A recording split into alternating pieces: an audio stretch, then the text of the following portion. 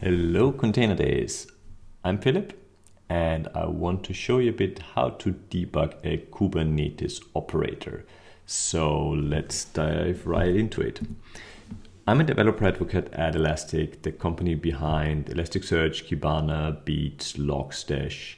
And like many other companies, we do have an operator. So debugging that is a big deal for us. So today I want to show you some of the things that we have learned over time, or some of the things that I would check first if I run into an operator, ours or another one that is malfunctioning. As a developer advocate, I have the great luxury of playing around with all the fun and interesting stuff and hopefully solving everybody's problems. So let's get started. Yeah, that's the picture of our stack, since we will use one or two of those components. Actually, Elasticsearch and Kibana will use today. The others we won't touch. And everything that I will be showing you today is, well, our operator, since I know that one best and I have debugged that one the most, but it does apply pretty much to any Kubernetes operator. So what I'm showing you today is pretty widely applicable. What is the question, or what are we trying to solve? With Kubernetes, oftentimes it seems to be like, this is the solution no matter what the problem is. And we have decided to run our software on Kubernetes. And especially if you have a more complex thing to run, like a data store, pretty much any data store, you oftentimes want to have an operator because it's very good at those day two operations. Just starting something on Kubernetes is not that hard. Using Helm charts is also simpler both to write and potentially to maintain, but they do lack some of the power that an operator does provide. So an operator is very good at, like I said, the day two operations, like for example, auto-scaling, backups, upgrading, scaling things up and down manually as well. So just to make your operator life easier, that's where the operator framework basically comes in. So without further ado, what is the operator framework that is providing that lifecycle management that we have here? It expands the Kubernetes interfaces rather than thinking in a pod or a service or a deployment. For Elastic, you would think in terms of Elasticsearch, Kibana, Logstash. So you expand the Kubernetes interfaces to get to a higher level service that you can work with. And someone else, for our operator, us, has put that into code to make that work better for you. So how that works is you have a custom resource definition, or a CRD, that lets you work with those higher level concepts because somebody has defined that those custom resources. Just one thing, because sometimes I'm a bit imprecise about those. The custom resource definition is, if you're coming from the object-oriented world, it's like the class or the blueprint, and then there's the custom resource, which is the actual instance or object that is running. So definition is like the class of what you can do, and the custom resource is what you actually have that is doing the work for you in a specific instance, just because this sometimes causes confusion. So there are lots of operators: MongoDB, KAFKA, REDIS, CockRoachDB, and many others. OperatorHub.io provides a full marketplace for those, where you can pick up the various operators written by various companies, generally about their products. But for example, for Postgres, there are a couple of different operators out there. Depending on how much effort was spent, they will be deeper or better. Ours is, I would say, pretty well maintained. We have a team of more than 5 people who have been working multiple years full time on that, and we have large customers running on that as well. But it always depends on the specific operator, like how deep the integration between the thing and Kubernetes is. But anything I'm showing you today will apply pretty broadly to any other operator.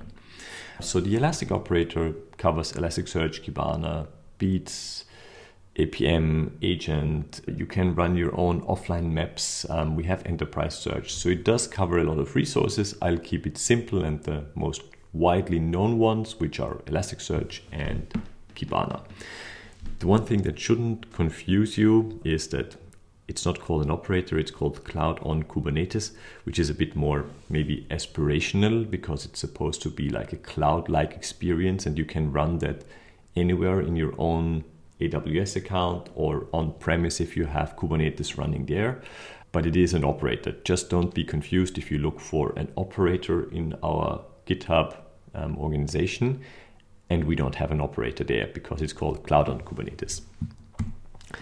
So, how does the operator actually work is there is the custom controller and that is bringing that CRD, the custom resource definition, to life. It's basically an endless loop that keeps running and running that always checks what do you have configured and what is actually running here now. And if you change that configuration, it will adjust what is running here. So for example, if you say like you want to have 3 nodes, but right now you only have 1, it will stand up 2 more nodes. So you have 3 configured or 3 running nodes as you have configured them. Or for example, if you have currently running Elasticsearch 7.12 and you configure to have 7.14 or you want to have 7.14, you update your configuration and the controller will then do the necessary steps to bring your cluster to that new state forward, if that is possible. Obviously, the controller or operator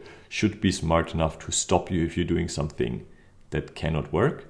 And it has also these operational best practices built in. So how can you even do a no downtime upgrade, for example, with a rolling upgrade? And what are the best practices or steps that should be done to make that pain less and avoid any issues and make it fast but still secure?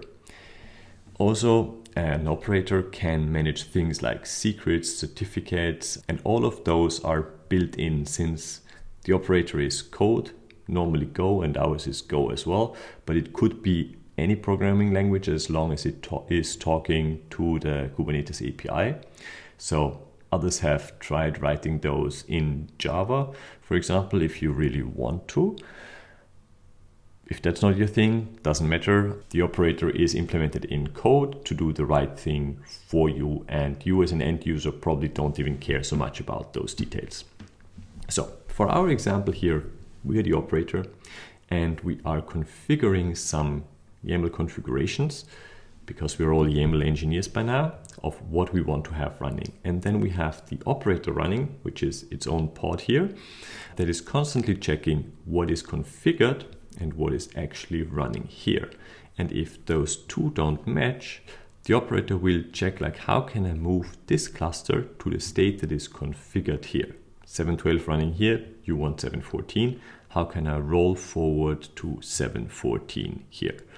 This is what the operator does for you. And this could be good or bad.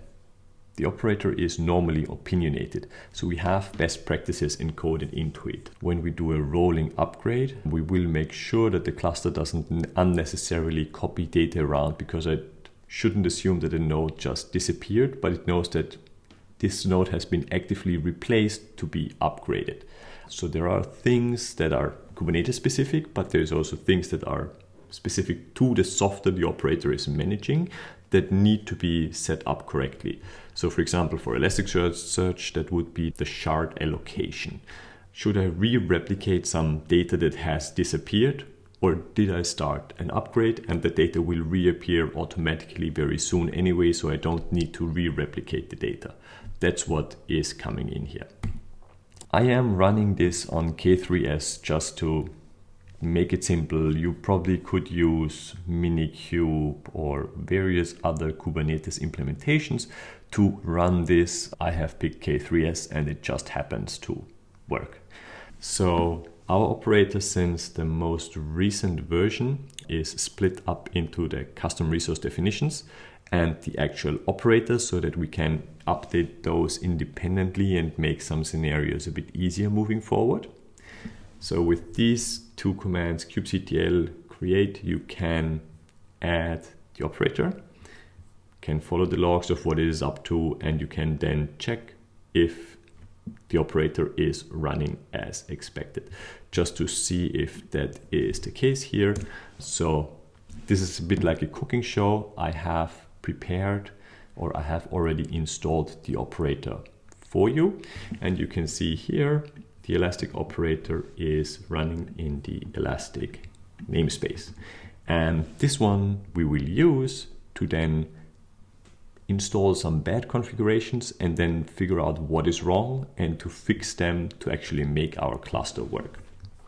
And this is what we will spend the next 30 minutes or so on, to actually get things back up and running. That's the idea here. The manual installation with kubectl is fine. You can also install the operator through a Helm chart, so don't be confused. We also have Helm charts on their own to manage Elastic resources, but you can also install the operator through Helm chart. And for that, you can add Helm repository, update it, and then add the Elastic operator. And from then on, it's the same thing. I have picked the first method with kubectl just because I was lazy and it was a couple of commands fewer to run. But it shouldn't make any difference. Whatever you think is best to run an operator for you, we try to support that, and you can run it the right way. Let's start with the first example, resources and operator logs and what we have in those. Just to show you what we have set up here. Basically, we have these 3 samples. All 3 have some kind of problem, and we will try to fix them as we go along. Also, I will probably cheat slightly to make this faster and copy some commands, also because I always mistype when somebody watches me type and you don't want to see me stumble around, so I will potentially cheat slightly. With that, let's jump into the first example and let me install it so it can start in the background, and I will show you what it's actually doing here. So I will run kubectl apply and we will install the sample 1 here.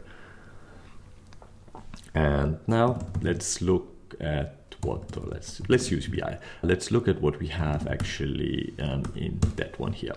This is really like the Hello World example. First things first, you see the API version is Elasticsearch.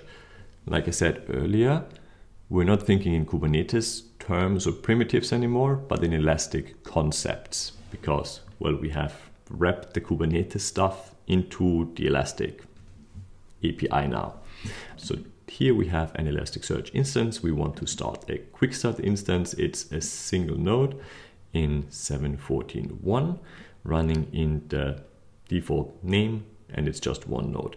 And for the same version, we run a single Kibana instance, and that one has a load balancer so that we can exit from the outside. So we set up the smallest possible cluster basically. Let's see what we have actually running here.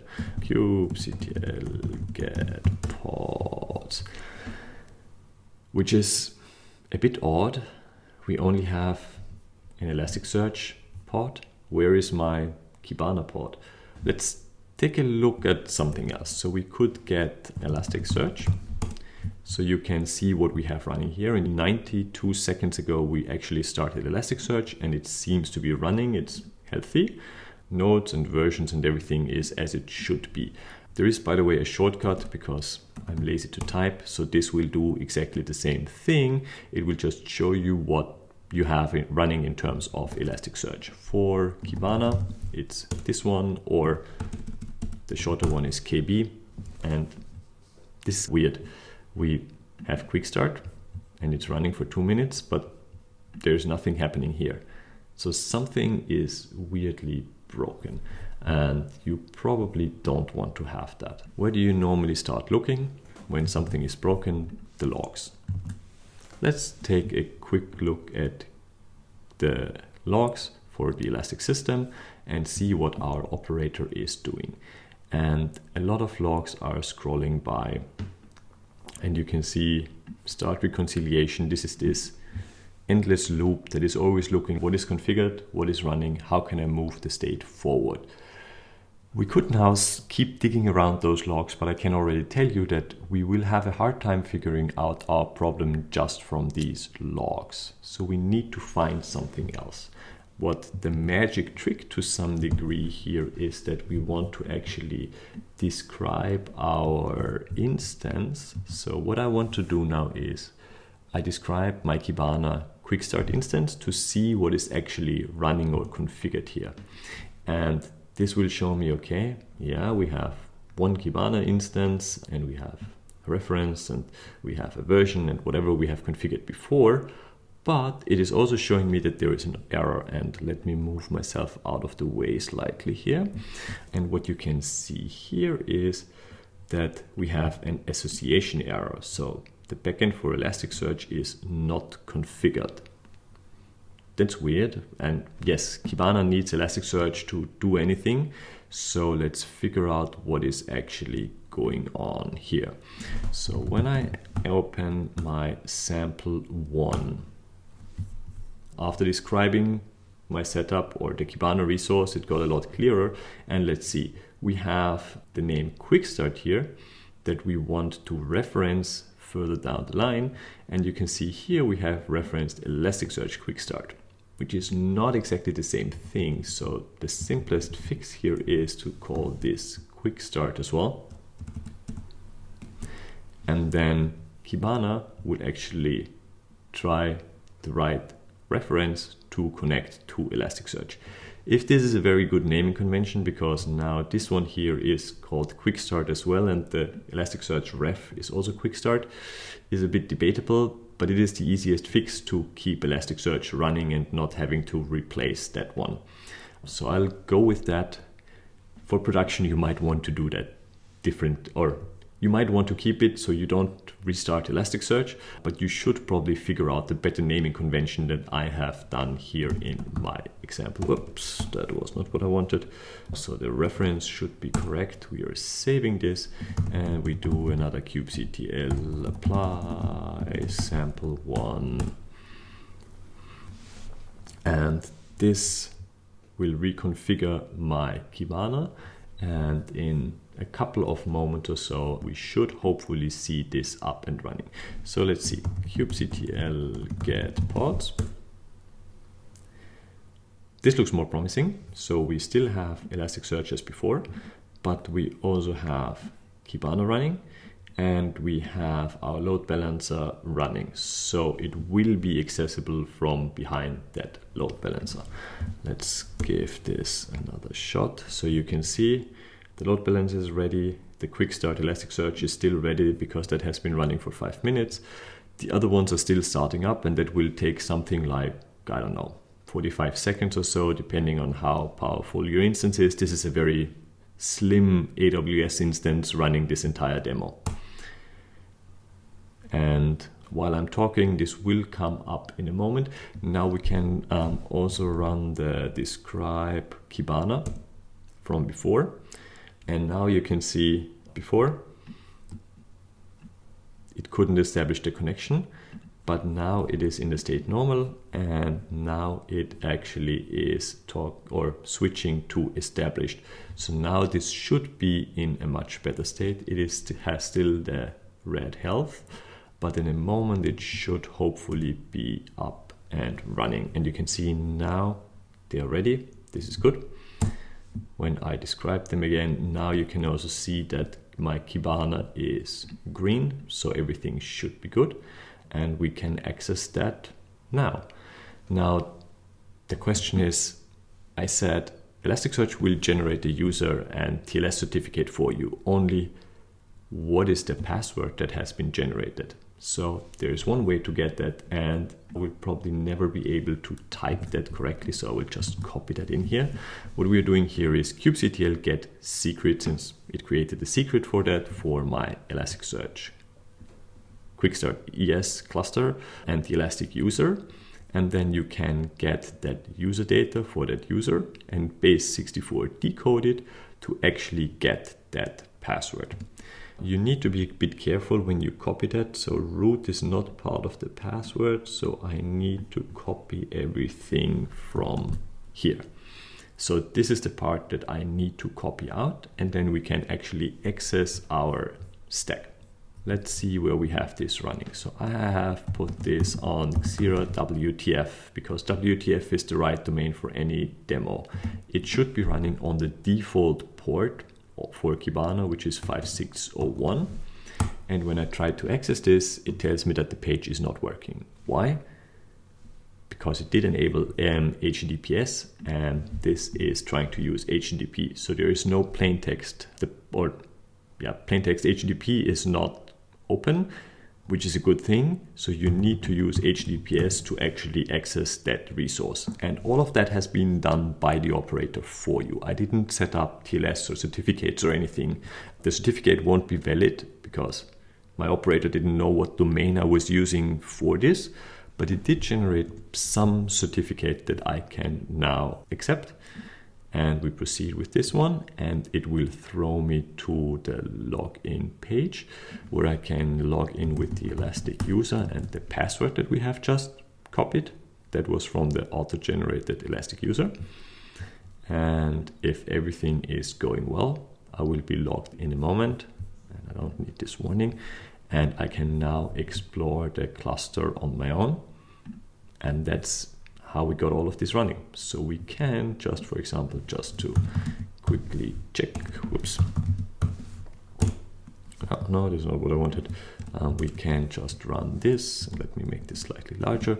So you can see this is the cluster that we have just set up, and it is of 7.14.1. And it is that quick start cluster. Let me move myself out of the way again. You can see this is that quick start cluster that we have set up. Operator working, all happy, good.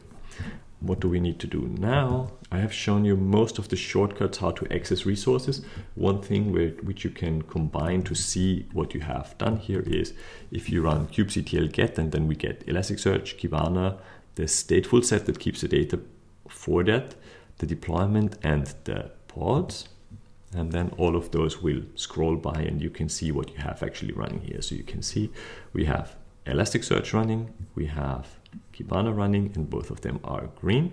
We have the stateful set, which keeps our data. We have the load balancer or the deployment. And then here, these are the 3 pods that we have running here. And with that, we're almost done. Give me one more thing. kubectl get Elastic. Anything running under the Elastic namespace or from Elastic can be shown here, which is also quite handy. So here you can see we have Elasticsearch and Kibana running, and I don't need to check or think what were the resources that I have configured here. You can just check what you have running there. And with that, I think that demo is done. Let's clean up. kubectl delete, and we want to get rid of our sample. So that has been cleaned up, and let's make sure that is correct. So it is terminating my 2 pods, and in a moment they will be gone. And with that, we can head over to the next demo to see how that one is going. What I want to do here is, and I'm slightly cheating. What we're doing here is we kubectl create, and I did turn off validation because a little while ago we added some smarter hooks or actually hacks to check these configurations that I'm disabling now, just to show you how to debug an actual problem. So this one, we have an Elasticsearch sample cluster again in 7.14.1. This time we are trying to run this with 3 nodes. We don't have Kibana, but what we do have is we want to change the resource limits or the memory limit for the pods to 1.5 gigs and then set the heap for Elasticsearch to half of that, which is the recommended value. So to run that, we can run this. It is creating it. And obviously the first thing I want to do is I want to check the pods. This will take a while now, and they will start and everything will look fine, but there is something wrong. And to make this a little quicker, let me show you what is wrong. We want to check the resource limits. So what I'm doing here is I'm getting the pod and I'm picking the first one, And from the pod, I'm getting that specification to see the resources of how many resources that pod is using. And we said we wanted 1.5 gigs, but we got 2, which is the default. That's not good. As well, or at the same time, we can also check the heap. Let's check what we have for the heap setting, and that's containers env. So on the first Elasticsearch instance, the env. And for that one, if you scroll up and down here, you will not find our heap setting, which configured 750 megabytes. That's not great. Something is wrong here. Let's see what we actually have and how we can check that out. One thing that is very handy for that is when you get Elasticsearch, you can actually output the YAML of what is running here to see what Kubernetes is trying to run for me here. And when you scroll through that, the one thing that you will notice is that there is no resource limit here and there is no heap size configured. Somehow it didn't apply those. And why was that?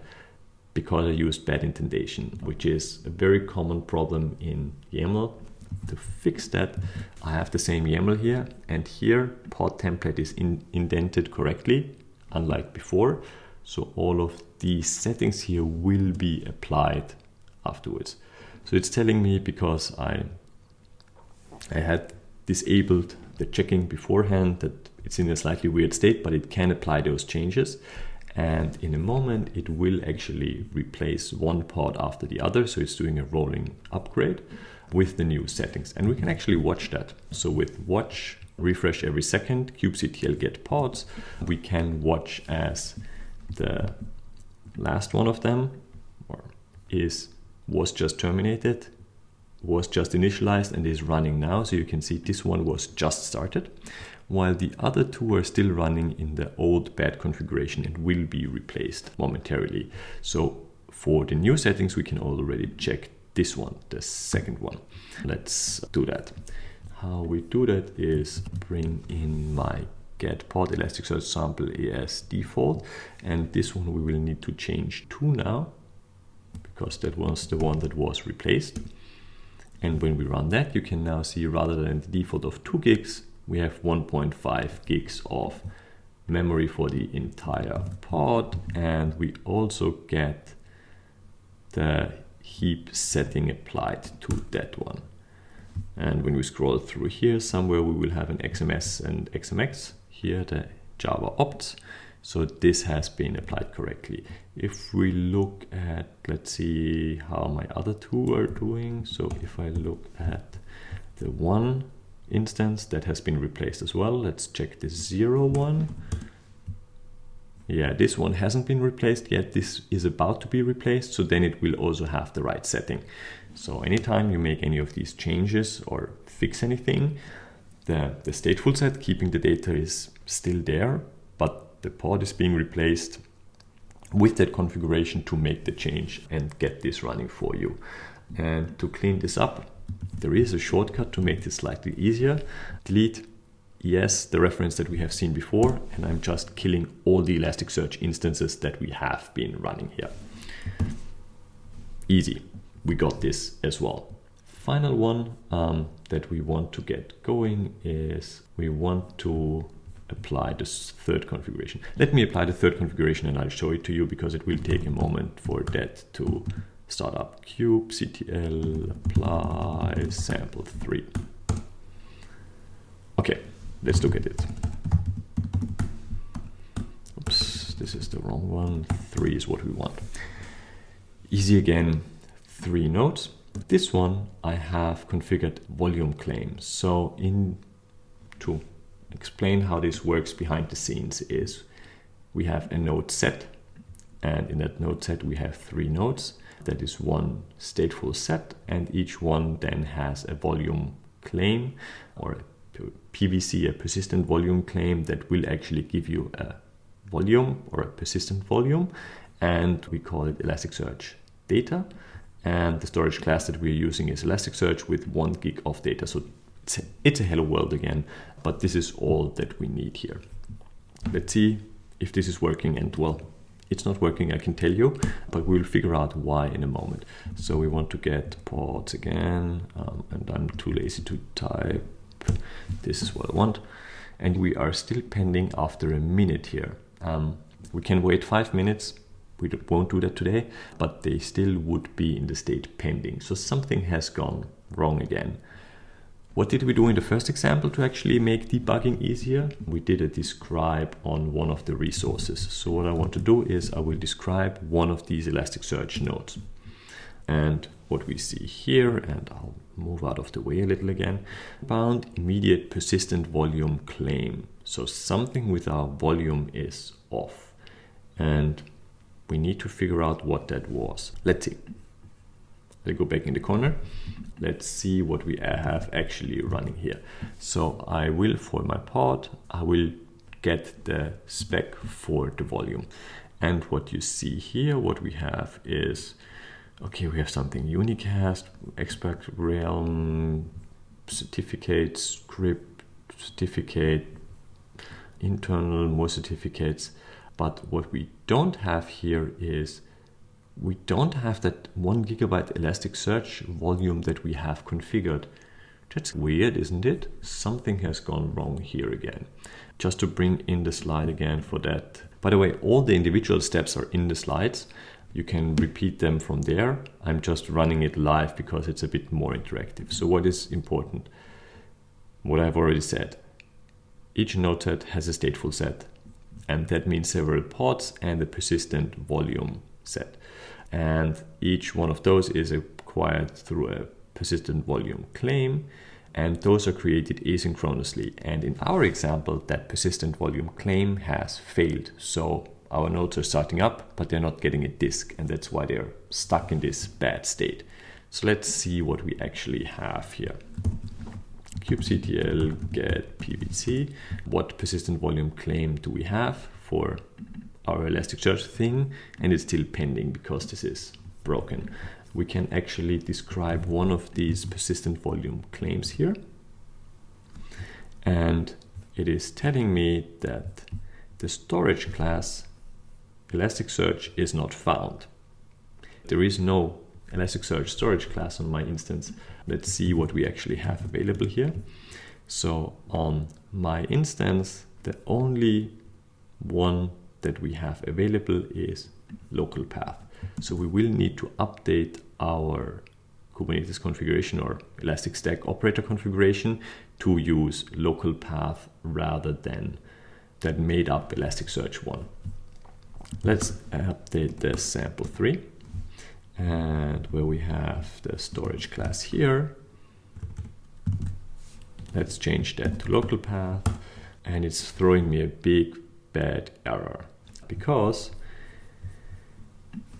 this one here, you can, for volume claims, you can only increase the storage request, but you cannot change the storage class. Those changes are forbidden for existing stateful sets. So we need to find a different way. So we will here for the node set, where it's called default, we will need to create a new node set. Let's call that fixed. Let's forget the old node set, we can kill that afterwards, but we need to create a new one with the right storage class, and only then will it be able to run. So let's try to apply this. Now it has worked, and now it will bring up the pods correctly. This will take a moment again. Let's see, kubectl get, let's say, pods. And you can see the old ones are still pending. We can replace those afterwards, but the new ones are already running. So those that have a persistent volume created correctly, those will actually live. The other ones won't. And that's it for the demo today. Where were we? This is not rocket science. You need to know a couple of APIs and how it's put together, but once you have that, it should be relatively easy to make sense out of that. You can also debug the Elastic Operator with the Elastic Stack, and the operator provides like ways for that, but I'll skip that for today to keep it simple. Final anecdote I want to tell you is I call it the operator paradoxon. Whenever we talk to a customer and say, or initially when we didn't have an operator and we talked to somebody and said, oh, we don't have an operator, people would say, that's a blocker, we cannot use your software. And nowadays when we tell people like, oh, we have an operator, then they say, oh, great. And then we ask, and so you will run everything with the operator on Kubernetes now? And then they're like, no, we are just experimenting with our data stores for Kubernetes for now. Yeah, so that's the operator paradoxon, as I like to call it. But there's no need for that. You can run Elasticsearch well on Kubernetes. We've spent a lot of time and effort on that operator, and even debugging is easy, as I have shown you. I hope that was useful and you have learned something. Thanks a lot for joining, and let's have a chat about other stuff that you want to know. Thanks a lot for joining.